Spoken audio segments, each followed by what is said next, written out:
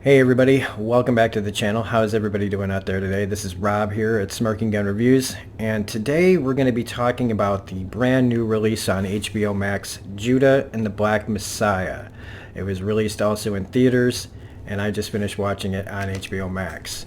Now, I was trying to figure out how I was going to talk about this movie.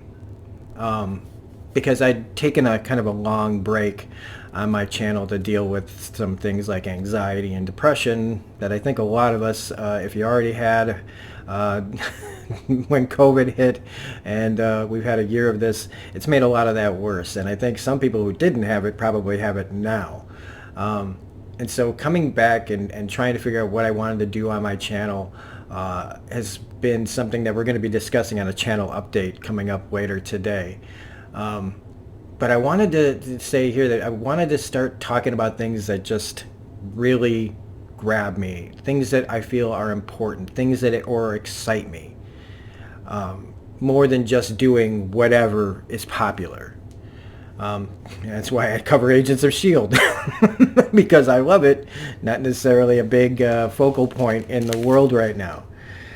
But HBO Max has been, releasing all their, Warner Brothers anyway, has been releasing all their movies because they own HBO Max on the streaming service.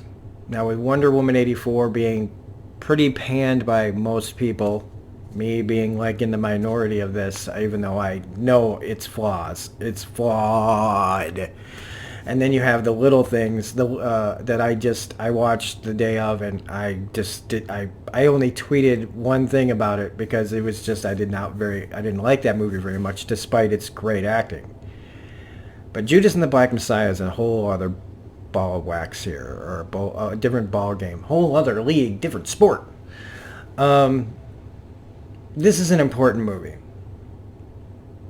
And I would have liked to have seen it come out last year, but I think maybe it's just as, if not more important, that it's being released now. Because we're going to review it, and we're not going to cover all of the whole movie like I might do with something that's been out for a while. But after everything that was building up to the wonderful year that 2020 was, right? And we had the murder of George Floyd, amongst other people, killed by police in this country that's been going on for time immemorial. We had the Black Lives Matter movement starting big, and protests, and I mean, we've all lived it, right? Do I have to recap the whole thing? The thing that I was thinking about, though, around the time that I was hearing about this movie was how everything, maybe it's wintertime, maybe because it's cold outside, maybe it's because protesting is hard in the winter, but the focus is suddenly shifted. Not suddenly, kind of gradually shifted to other things that are going on in this country, where it used to be the media would cover what was going on in the Black Lives Matter movement and the police corruption and the murders, and it was everywhere, and people were in the streets. People were doing what they had to do to get attention and to get justice. And history, unfortunately, tells us, when you look at movies like this, when you learn the history of stories like this, that there's no justice. And with the mindset of the country mostly focusing on the pandemic and the orange-faced man being impeached for the second time, and discussing frivolous, unimportant pop culture stuff that's just for fun, that runs our lives, though. Like, we spend so much time talking about the latest TV show and movie, and it's fun. It's great. It's the thing that takes our mind off of things. But I feel like we're really losing focus on what's important, really important. And that's to get change happening in this country when it comes to racial reforms and how people are treated in this country, and how, we, like, I'm just some stupid white guy from Illinois, right? This story takes place in Illinois, and that's one reason for me it was important, because I used to think that being in Illinois, living in the land of Lincoln, was something to be proud of. And the longer I'm alive, and the more that I learn more about the history of this, not just this country, but this state, Chicago in particular, corruption is the word that always comes to my mind. Corruption and segregation, and just how awful minorities are treated all over this country. And this movie really shows you more of that dark side of what people who want to create change for everyone, not just for themselves, because you could say that this is, some people look at this and think this is a movie just about freeing African Americans from injustice. It's the majority, it's I'm not saying that it's not. It's pretty much the most of the movie, but I try to look at the big picture, and it's what they were trying to do was bring everyone together.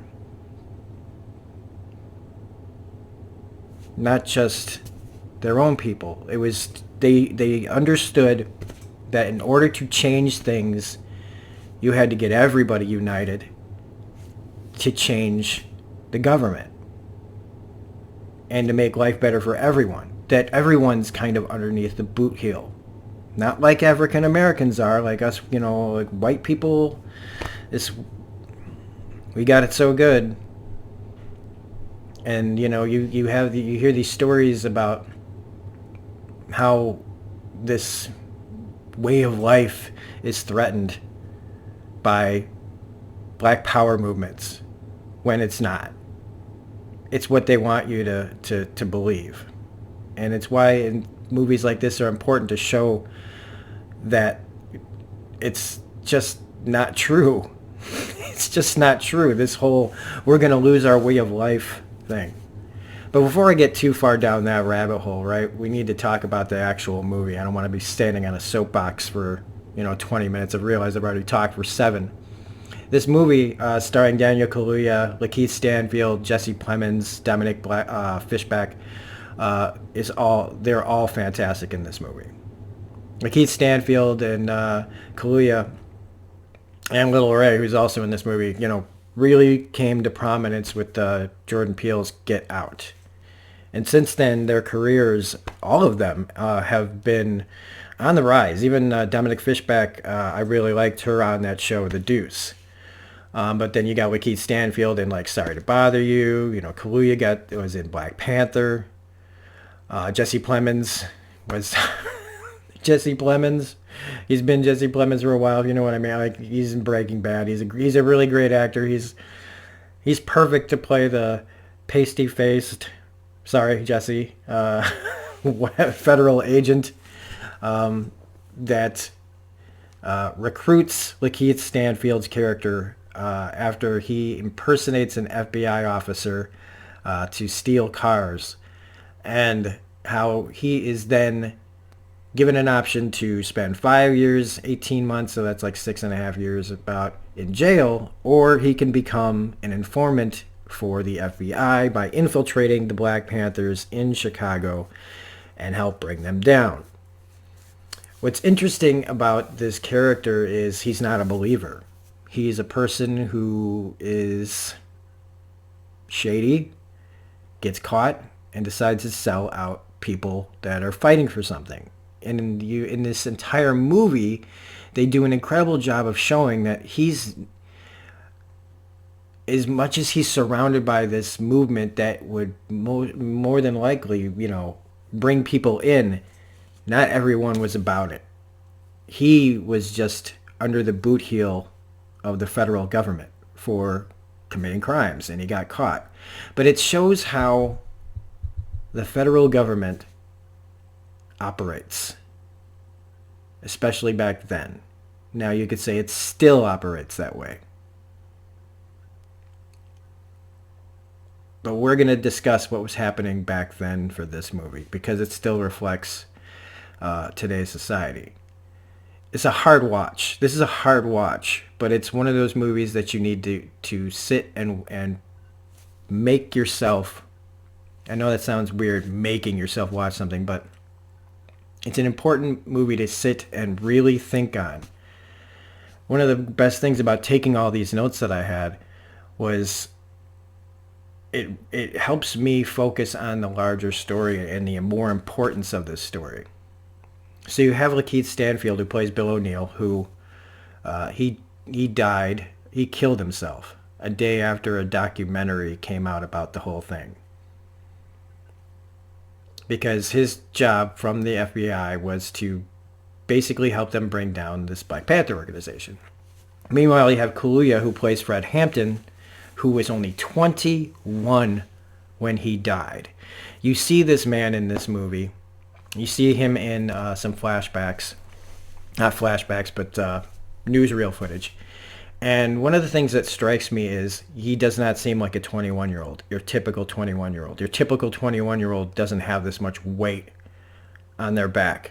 And both Kaluuya and the real-life Hampton, looked more mature than their actual age because they were standing for something important. And the weight of the world was on their shoulders. And I think that Kaluuya does an incredible job at showing that. Because I didn't know until the end of the movie that he was only 21 when he died. Now, I'm not going to spend the whole time talking about it because, like I said, you can look it all up. These aren't the stories that have happy endings. They're meant to wake you up. They're meant to educate you. Some people are going to feel ashamed when you watch this. I did. There were moments when I was watching this that I was brought near to tears because of the anger that I was feeling. Watching how the Chicago police, and by extension, all police, and how the FBI, the FBI is always portrayed as these heroes, for a long time. They've always been portrayed as these heroes, but like the longer, you know about like people like J. Edgar Hoover, who was a despicable human being by all accounts, was making sure that nothing happened in this country that could change the white way of life, our way of life. I love how Martin Sheen puts it. And he was really good in his limited role as J. Edgar Hoover. I thought they did a really great job in his makeup, making this guy really, ugh. But how, the fear of a black messiah, right, coming out, that if they were able to unite, he says it, if this works, they could bring it all down. Everything would change. And I always think it's funny when they think that their way of life is changing, when really it's just about giving everybody equality, treating everybody the same, giving everybody the same opportunities. It's not about changing American life. It's about sharing. It's about sharing those opportunities, and how white America doesn't want to give those people opportunities because only opportunities should go to the white people. I know that's not all white people, but there were 72 million people in this country that were willing to vote for that kind of thing. That's not a small number. And I know they weren't all white, but come on, most of them were. And so, the feds were using and will use anything to stop that change. But even back then, if you were going to kill or destroy something like a revolution, it doesn't just happen overnight. They show how methodically it's almost like it was the title of this is really apt because it feels like the symbolism to kind of like the Jesus symbolism fits, whether you believe in any of that or not. Because it's like it wasn't enough. They don't just kill you. They used to, right? They used to just hang you. And in some places they still did. In some places they still do. But what they do then and, now, it's this kind of slow torture. First you get jailed. First they ruin your businesses. First they, do all these other things. And then when you don't go away, then they find a way to kill you. And in this story, it's basically how the federal government killed Fred Hampton. Spoiler alert if you didn't know that was going to be the ending. I mean, I feel like, Google it, everybody. You're all on the internet anyway, right? That's not a diss. It's just, I find it funny that people with all the information in the world at their fingertips don't actually look some of this stuff up. And so, as far as a movie goes, it accomplished its job. The acting is phenomenal. Shaka King's direction is phenomenal. I love how the soundtrack isn't just some nostalgic walk down memory lane and overtaking the movie. A lot of movies do that, where you spend more time thinking about, ooh, that James Brown song that's playing, rather than it fitting the scene. The music did not overshadow it, and I think that was very fitting. We don't always need to be reminded through music what time period we're in, and taking away from the importance of the story to, oh man, yeah, Judas and the Black Messiah was good, but did you hear that soundtrack? Whoa! And so when discussing this, one of the things that I found interesting was the character of Jesse Plemons. I know I'm talking about the white actor in here, but Roy Mitchell, apparently his character, Roy Mitchell, was one of the people who investigated the murders that would inspire Mississippi Burning, that movie with Gene Hackman and Willem Dafoe. And in that movie, the FBI is portrayed as the guys who are coming down there to break up the Klan, to find out who killed these people, to be the heroes for the civil rights movement down there, to solve these crimes and bring the Klan to justice. When you hear then that this guy, Roy Mitchell, is using the FBI and what Hoover wants to find informants to rat out their fellow people, to bring them down any means necessary. It really changes how you think of some of these stories that are portraying everything as heroic.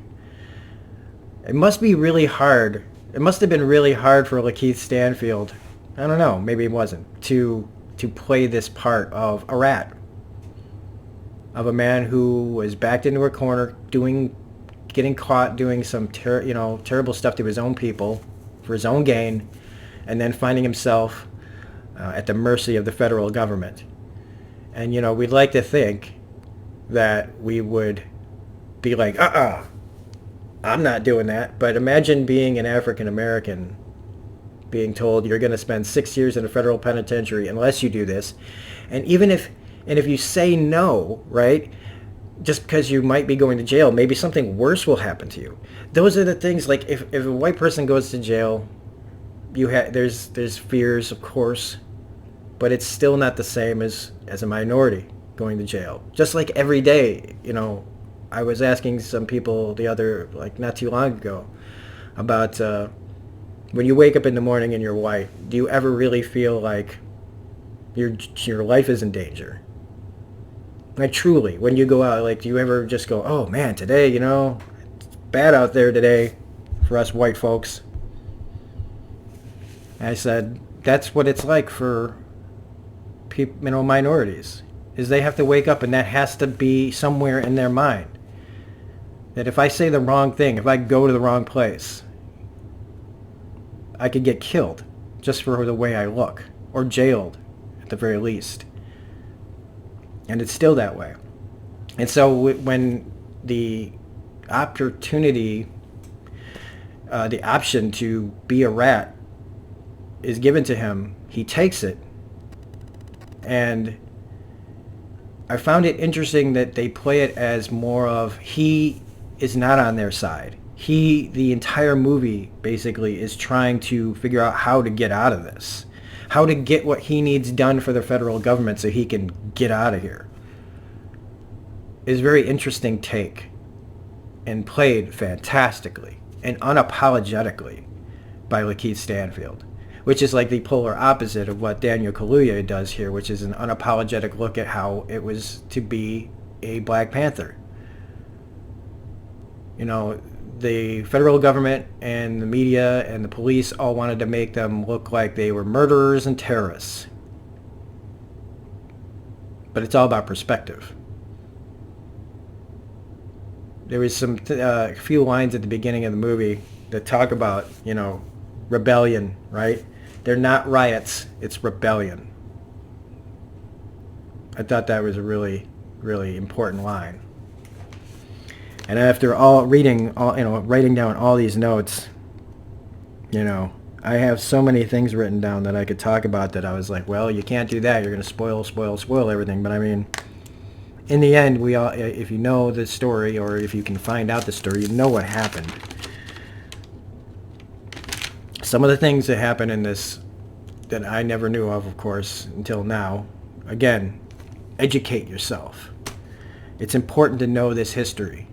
Again, it's a cliched line, but those who forget history are doomed to repeat it, and basically it's happening.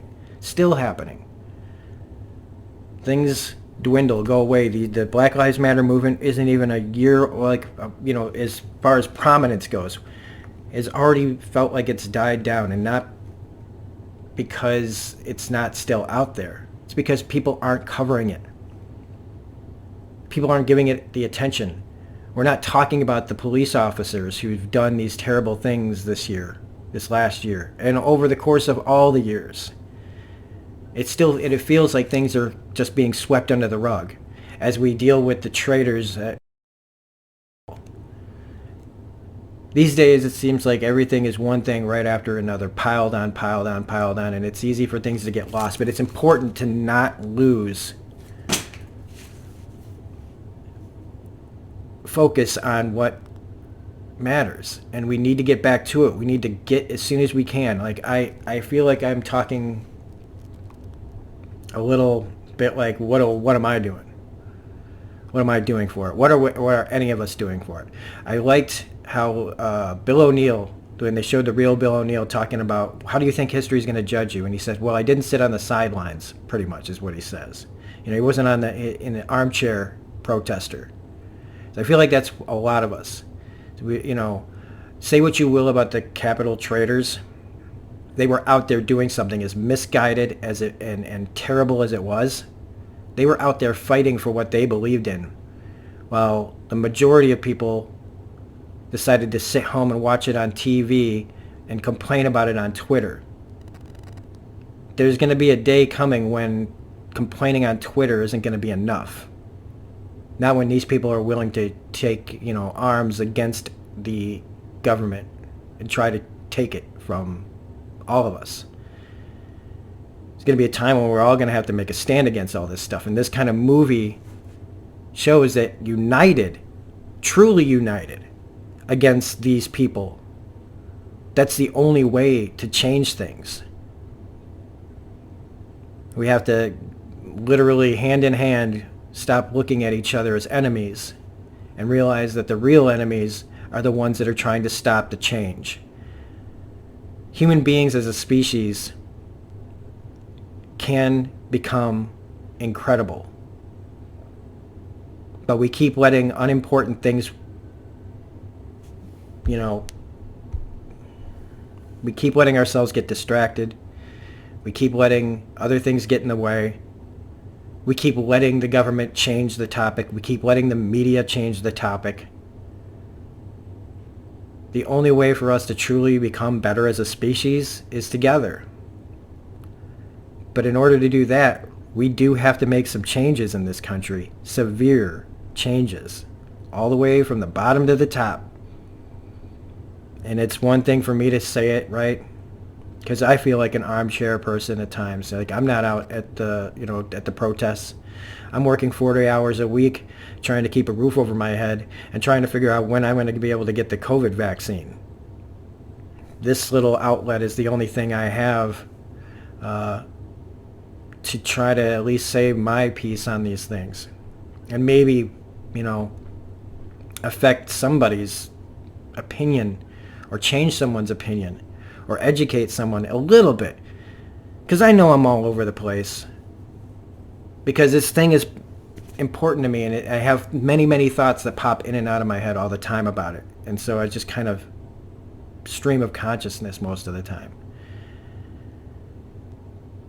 But seriously, we can't let time and the media and the government make us lose focus on what's important, because they are afraid that if we, and not just Republicans, they're all afraid that if we really do stand up together, we might actually become a better species.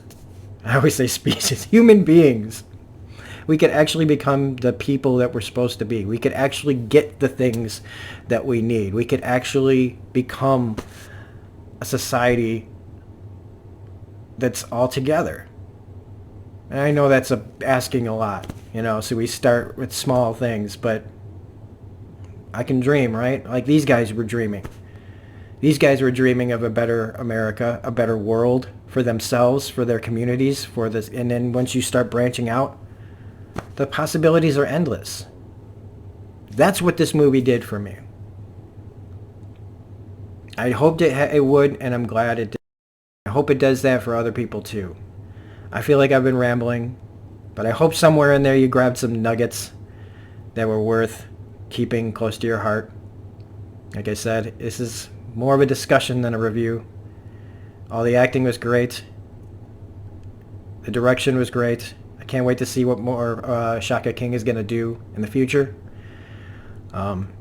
So in order to not feel like I'm completely rambling, I'm going to end it here and hope that somewhere in here you guys saw something of value. So if you liked this review, discussion, whatever, please hit the like button, comment, share, subscribe. We like growing. It's not it's not the most important thing. It's the words. So this is Rob at Smirking Gun Review saying, hopefully you guys made it this far. Otherwise, have a great day, and we'll be back with more content later. Bye.